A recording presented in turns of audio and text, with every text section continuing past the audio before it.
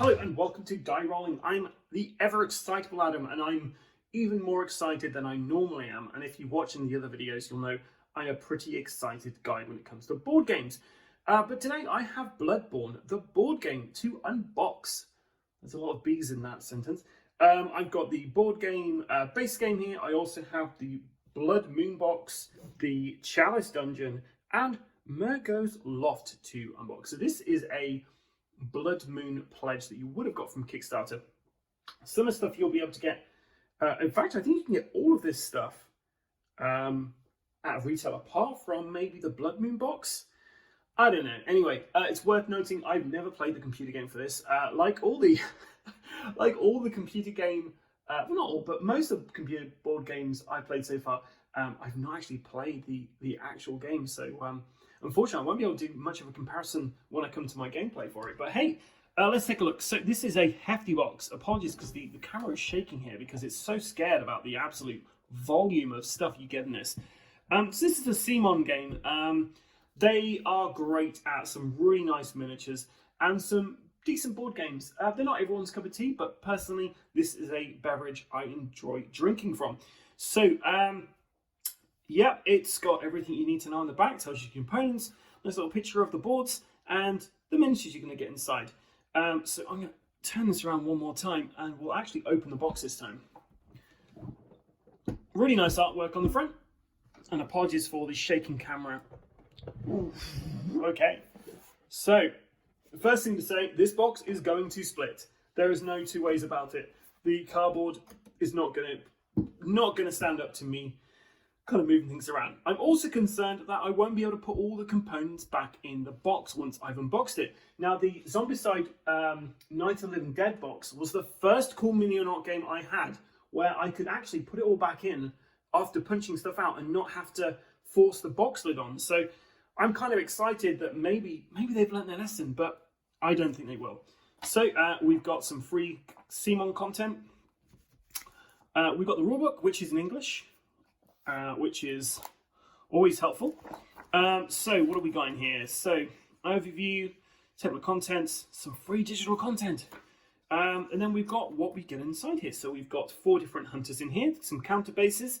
Then we've got a bunch of enemies here, some more bosses, and then we've got the boards, the tiles, and all that sort of thing. And then turning the page, we've got even more things. Enemy cards, boss HP cards, campaign cards. I believe there's 4 campaigns. Yep, there's 4 campaigns in this.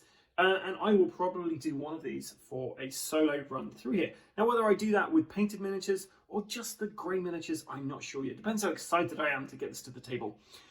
So let's carry on through our rulebook. So it tells you how to set up the campaign, hunter setup. It's pointing out where stuff goes. That's always quite good. There is a plethora of content on YouTube at the moment of this game. So if you do want to learn how to play it, there's loads of channels which will teach you how to do that. I'll probably watch some of myself. So yeah, just tells you how to play the game. All looks fairly simple. This is a game which doesn't have dice to resolve combat. It's all about what cards you use and what speed you're going at. So it's quite an interesting strategic game, and it's one where you're going to die often. And yeah, that's pretty much it. So I'm a little disappointed because they don't have a player aid on the back. I think it's always handy when you have a rulebook to have on the back just something to kind of like the iconography, things like that. Hopefully there's a player aid or something in here to assist. But yeah, that's a shame they don't have like a breakdown of the turn structure or like iconography. But okay, cool. I'm still happy with that. So we got some tokens here. Nice kind of thickness of the card there. Decent artwork and stuff. So that's all good. We've got the boards themselves, which will make up the hunt that we're going to go on. So there's some there. Are they double-sided? No, they've just got a tile on the back. The icons on here represent where monsters will be spawned and various other things. Yeah, so more of the same. So lots of city artwork here, and that's what you get as you're playing this. Okay, so a bit of punching out to do there, but not loads. And then we've got this this kind of board here, which, to be fair, it's not that. It's a bit thin, but it'll be on the table, and you're not really going to worry about, you know, that getting wear and tear really, because it's just going to be kind of there on the table. Right, more free digital content. I mean, is this different content, each one of these QR codes? I'm going to have to check this out. Right, so let's try to get this out. Okay, we've got some stuff at the bottom. We're going to get to the miniatures, but first I'm interested to see what this is. So we've got our hunter dashboard here, and what's exciting me is all of this. What's all this? They've got places to put stuff. Interesting. So we've got our 4 different hunter cards here, and they've got different weapons depending on which side you have, and different abilities there. So on the saw cleaver side, attacks with a stagger also deal 1 damage. And saw cleaver on kill, draw 1 and heal 1. They've also got this thing at the bottom. Attacks with stagger also deal 1 damage. At quick kind of speed, it's 1 damage. A medium, well, a quick speed again, 1 damage, and then at this speed, 2 damage. Well, we'll see. But yeah, so that's the first one there. So there's one of the hunters there. Then we've got this person who's got a threaded cane. Stagger can affect enemy attacks at the same speed, and when you dodge, deal 1 damage to all enemies with 1 space with a threaded cane. So one's kind of like a whip version of a cane, and the other's like just a regular cane. That's pretty cool. Cool weapon there. Well done, Sony. Okay, so we've got a hunter axe here. After attacking with rally strike, heal 1 for each wound you deal, and then the hunter axe on kill, deal 2 damage to 1 enemy with a 1 space. Nice. And then we have the last one, which is this kind of hunter who's like in a nun-style outfit. Ludwig's Holy Blade. Each time you clear a slot, deal 1 damage to 1 enemy in your space. And then Ludwig's Holy Blade, after attacking with combo slash, may transform weapon for free. And look at that, that's doing a ton of damage, but very slow. Cool. So they're the 4 hunters you're going to get in the base set. Of course, there's a bunch of expansions for this game which add new hunters to it. But yeah, if you're getting the base game, this is what you're going to be getting. So, haha, they listened to me somehow. We have a player aid. So I'm not as bummed out by the fact they didn't have a player on the back of the rulebook now. So that's nice. Well done, Simon. Okay, so I'm going to attempt to get into these cards. There's never an easy open option on Simon games that I've come across anyway. So these are the different enemies we've got here, I think.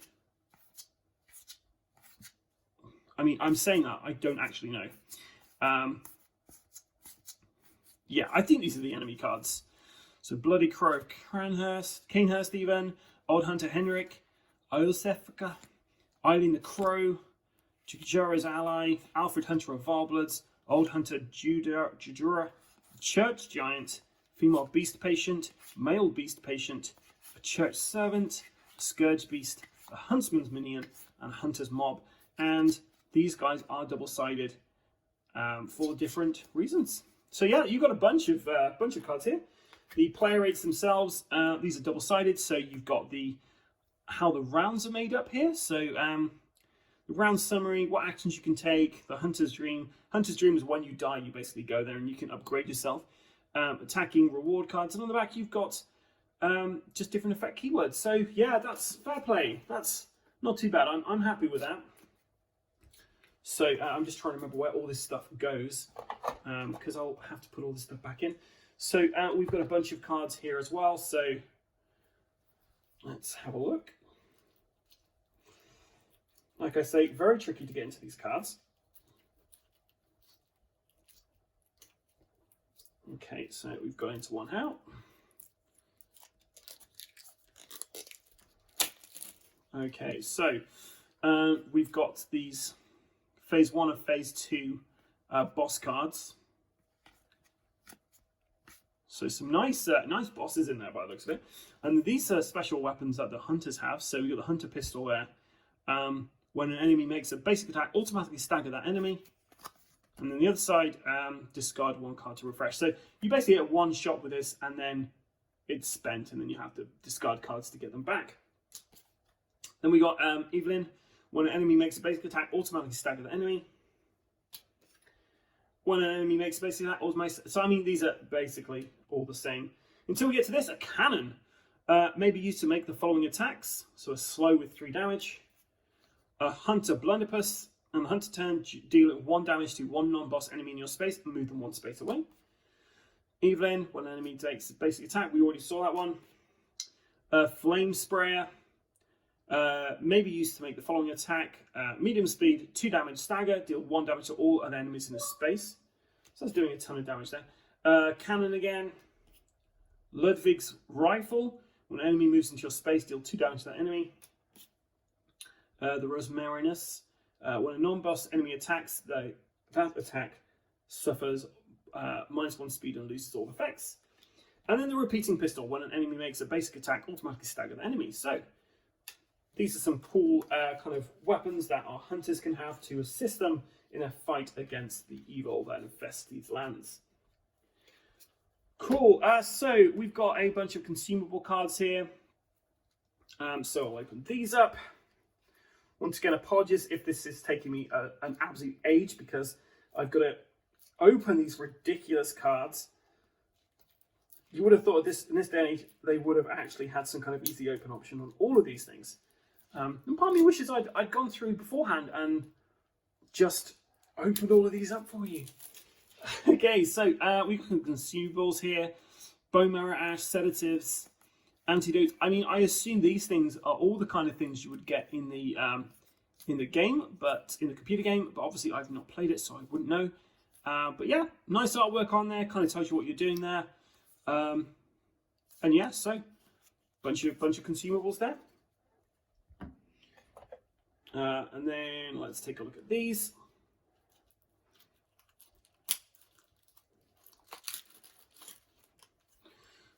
So we've got these items as well that do things. So we've got the tiny music box, for instance, and a small box received from a young Yarnum girl. Plays a song shared by her mother and father. Inside the lid is a small scrap of paper, perhaps an old message. 2 names can be made out, however faintly: Viola and Gascoigne. No use, but hey, there we go. That might be that might actually be a spoiler. I don't know. But yeah, so we've got a bunch of different things here. Like I say, I don't actually know what any of this stuff does. So Carol Rune Hunter on attack. Attack gains 1 speed. After attack, may transfer weapon for free. This red smudged rune means hunter and has been adopted by those who have taken the Hunter of Hunter's oath. Well, there we go. So yeah, you get a bunch of these cards. I mean, I could look in the rulebook and it would tell me exactly what these things are, but hey. Then we have some enemy actions here.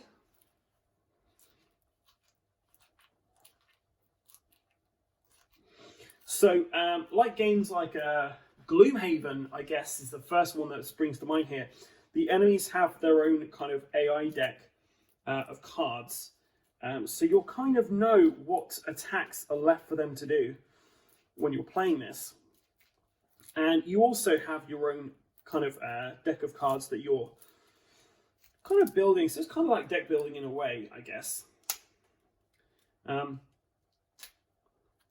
Because every time you go back to the Hunter's Dream, you're going to be, if you've got like the souls of enemies, you can basically use those to upgrade yourself. So the enemy actions, they've just got ability, special, special, basic, basic, basic. So these are the attacks they're going to be doing. So you've got a general idea of what their next kind of attack might be. And then we've got these special ones here for the Cleric Beast. So all the bosses have got these special kind of things they're going to do, special AI. So you've got a bunch of these AI cards, which that's refreshing, really, that you don't just, it's not just, oh, attack the closest hero or, stuff like that. So that's good. It's nice they've done that, really, rather than just having, just roll dice and do this. It seems like they've actually put a lot of thought into this one, as opposed to what you should be doing. So we've got a bunch more cards here. So as far as I'm aware, these are actually the Hunter's upgraded abilities. So these are things you can basically unlock as the game goes on, and add to your kind of deck of cards when you're planning out your attacks. So you get a nice bunch of cards in there. 4 different colours by the looks of it: purple, green, blue, and then like a grey black on that. If you play this game, you'll probably know what all these things do. We've got a bunch more cards in here as well. I'll try and open these up as quickly as possible. And it looks like they've got a little game tray here, so you can actually put down all the tokens and stuff that you're going to be pushing out, which I am really, really impressed with that Cool Mini or Not have actually bothered to do that. They used to be basically, oh yeah, well, you know, you're going to pay like £60+ for a game, but you're not going to be able to actually store it anywhere because, you know, as far as we're concerned, we'll put the cardboard in, but how you store it is up to you. So it's nice that they've actually gone to the effort of doing a game tray for a change. And then we've got these kind of basic attacks here, which will make up your starting hand of cards. So 4 different colours, 4 different hunters. So yeah, another bunch of cool cards there. So they're going to go in there. Just put that back in there. Probably put these in completely the wrong areas, but I don't really mind. And then those guys, just put those down there for the moment. Cool. So these 4 things here, these are the actual campaigns you're going to be going through. I don't really want to break into these because I don't want to spoil it for myself. But yeah, so I'm not going to open these 4 up, but these are the, like I say, the 4 kind of campaigns you're going to go through. Well, the only thing left to really go through, I don't know where I pointed out the Hunter's dashboard here, but the Hunter's dashboard works that you'll basically have your kind of character there, and then your firearm, those pistols we saw, they'll be going there. And you'll be putting cards in these slots here and adding blood echoes, and there's your hit points up there. So, yeah, that's that. And then the finally from the base game, this is, well, I mean, we're like 17 minutes in, and this is just the base game. I haven't even got to the expansion. So, let's take a look what you get in here. Okay, so it's all coming apart on me here. Right, so let's start off with this little lot up here. So we've got some really nice miniatures in here. CMON, they do some very nicely detailed miniatures. So we've got our 4 heroes here, our hunters, and then we've got all the enemy characters, which I'm just panning past here now. So yeah, really like the artwork on these. If you play the game and these are close to what the game creatures look like, let me know. Unfortunately, I have an Xbox, so I can't even play this, like download it to see what it's like. So I'm going to get this guy straight out, because, I mean, look at this. He's awesome. And, like, comparative to one of the Hunter miniatures, I mean, that is a boss. That really is a boss, isn't it? So we've got these church giants. I think they're church giants. These guys here. Angry mobs. Sorry if that's, like, focusing in correctly on there. So angry mobs are pretty cool. These guys with the big blocks they're going to smash you with. These scourge beast creatures. Which, you know, I'm looking forward to painting these because they're just going to be bloody, aren't they, really? And these cool guys with the hats. This weird fellow kind of looks like me on a Saturday morning after a hard night of drinking. And then there's this little fella here. This lady or creature thing, just kind of praying to themselves there. So yeah, this is all the miniatures you get in the game, which is a decent amount. If you just have that to paint, that's going to take you a little bit of time, especially if you want to make them look half decent. So, so yeah, that's everything you get in the base box. So I'm just going to move this over out of the way. Hopefully not completely mix up all these components. And we're going to go on to the Blood Moon box. So the Blood Moon box is everything you get in the Kickstarter exclusive stuff for the core game here. So what do we get? So we're going to get 6 Hunter miniatures. We're going to get 18 enemy miniatures, 1 boss, 4 doll miniatures, 8 chest miniatures, 5 lamp miniatures, 6 trick weapon dashboards, 6 firearm cards, 1 boss HP card, 10 boss action cards, and 5 enemy cards. I don't know whether this is something you can get at retail. But yeah, so let's have a quick look at what you get in here. So we've got the character cards here. So after Tonitrus, after transforming, next attack this round gains +1 speed and +1 damage. And then Tonitrus even, after transforming, next attack this round gains +1 speed and +1 damage. So I mean they're pretty much the same there. Okay.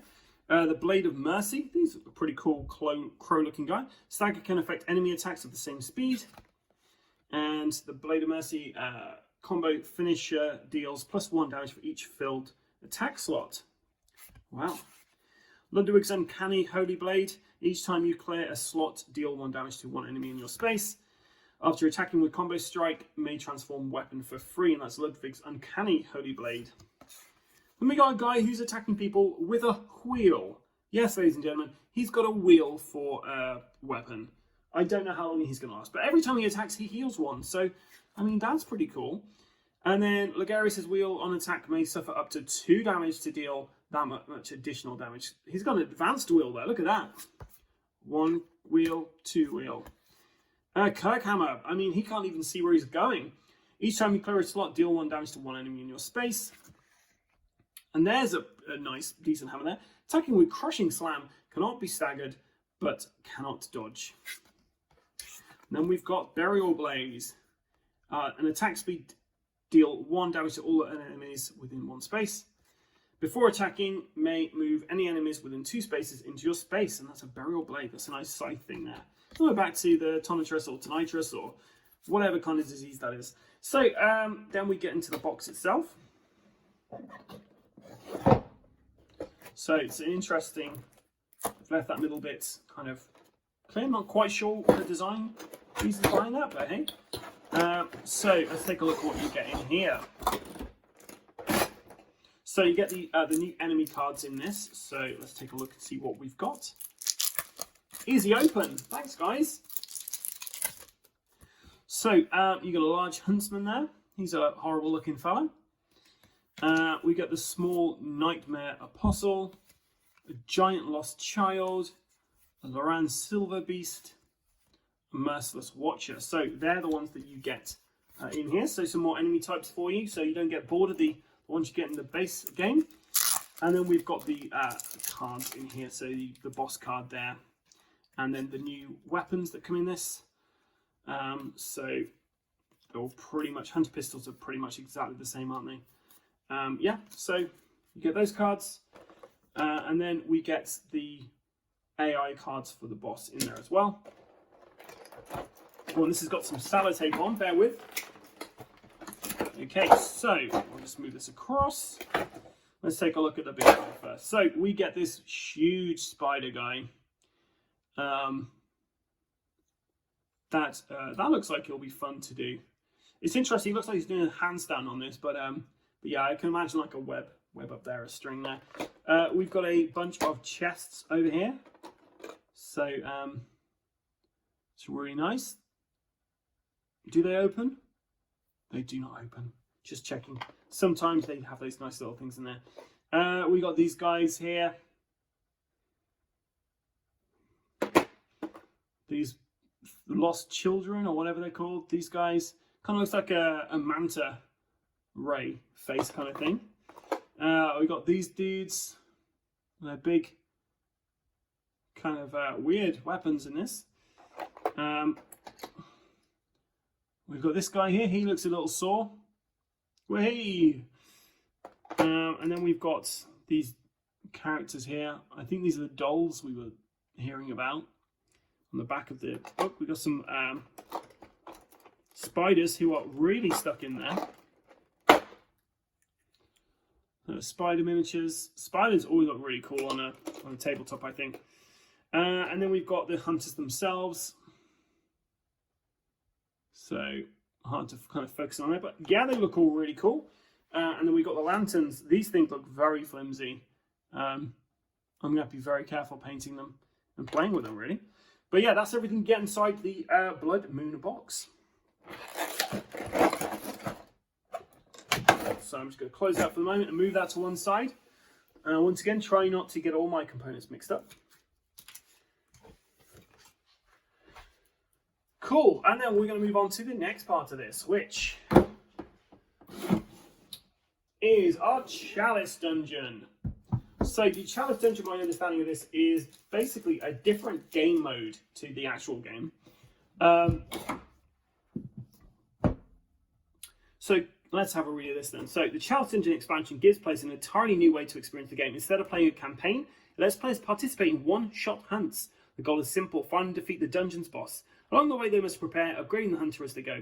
The Chalice Dungeon is heavily focused on combat, featuring new hunters as well as new enemies. Players can also face off against the toughest adversary, other players, in a deadly hunter versus hunter mode. So that sounds like something I could definitely get the other die rollers to give me a game of. But yeah, you're getting a ton of stuff in here. So you've got your player versus player screens. You've got 4 more kind of character boards because you've got the 4 characters up here.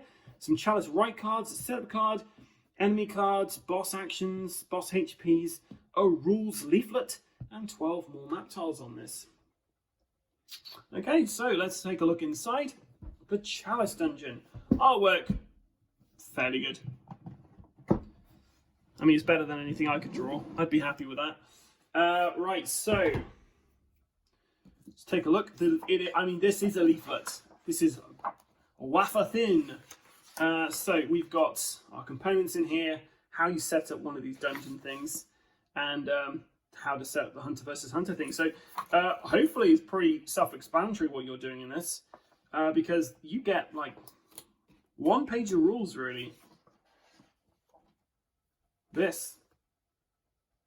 And maybe the Chalice Dungeon stuff says up. I've not read this, so I don't know. Maybe it's all very self-explanatory. So we've got some more different kind of tiles here for the Chalice Dungeon, because it doesn't look like the streets that we're used to from the base game. So you get a bunch of those. We've got our PvP mode things here as well. So you can place this up on the table, and no one's going to be able to see you. What you're doing on here. So, hey, that sounds like that is going to be a fun mode, fighting other players. So our 4 new characters.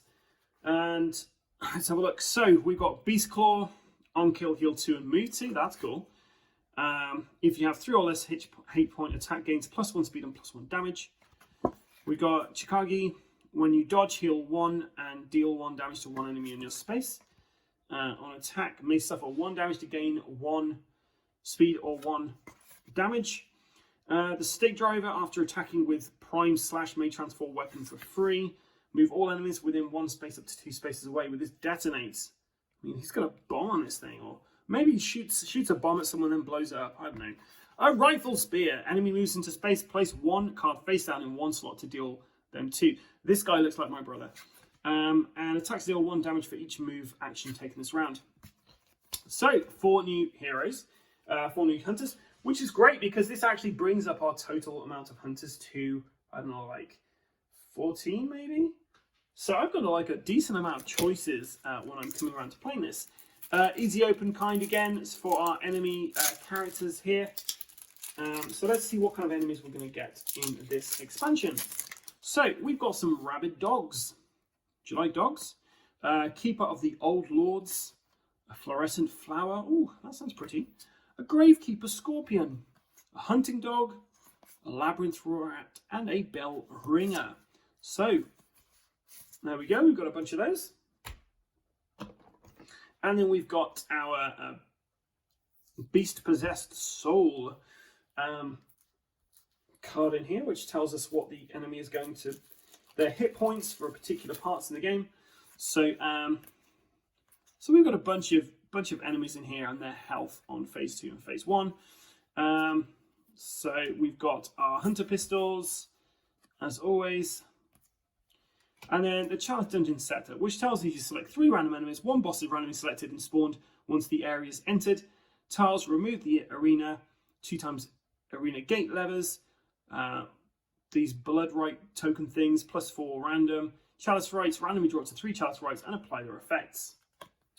And then the mission, slay the Chalice boss. Interact with both arena gate levers Unlock the arena. Each time a write is completed, the next time each hunter goes to the dream, the ultimate gain 3 upgrades. So that does kind of tell you everything you need to know, and if you play the base game, I'm sure you'll know everything you need to do to play this. And then you've got your chalice rights here, so I'm just going to choose one at random. So we've got Rotted Offering, Sinister, Resonant Bell. The bell ringer is automatically placed in the claw slot on the hunt board. Place +1 insight tokens on this card. Each time a bell ringer is slain, remove 1 token. Bell ringers activate while within 2 tiles of a hunter instead of the usual 1. While within 2 spaces of a bell ringer, other enemies block 1 damage from all sources. Complete this right when all tokens are removed from this card. So yeah, that sounds pretty dangerous if you've got bell ringers out, and you will. So let's take a quick look. We've also got these cards here. So let's see what these are. I believe these are going to be all the AI cards for the monsters we've got in this, the bosses.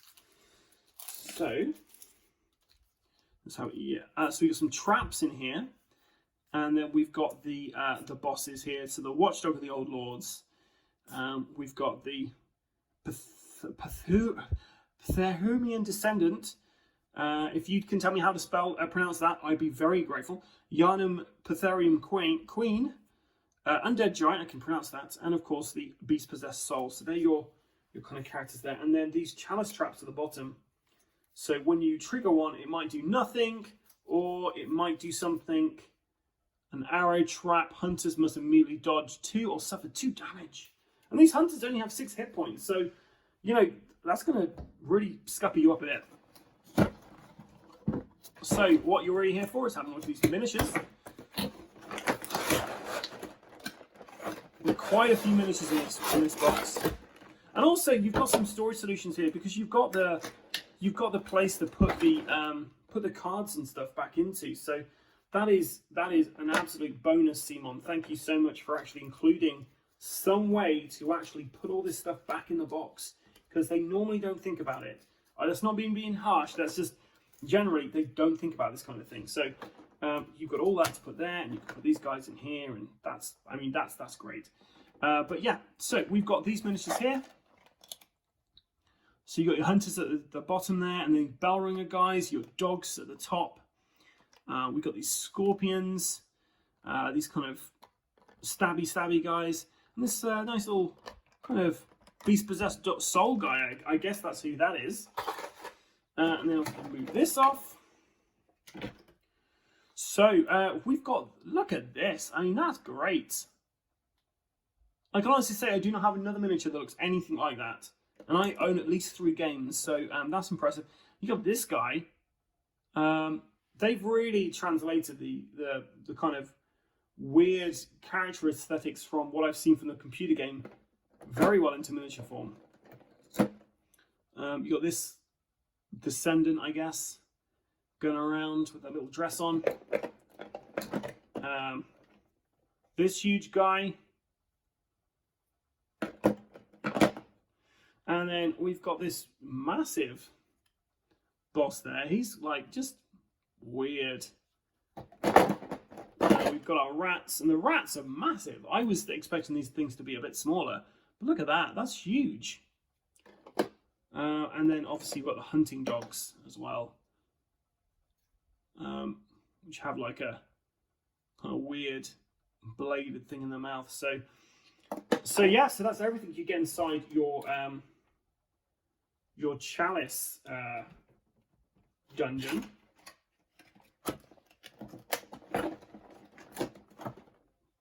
So I'll try and put these back without getting them everywhere. I'm just going to put them over to the side for the moment. So let's have a quick look at Murgo's Loft, which is the final thing that you get, which is a little ditty box. Oh, look at that. Isn't that cute? So what do we get in this? Well, let's turn over. We get a new campaign in here. So it's got a full campaign, 2 new enemies, 1 new boss, and an oversized double-sided tile to explore. Ooh, in this campaign, the players must gain key insights into mysterious creatures that also seek the source of Johanna's primal fear.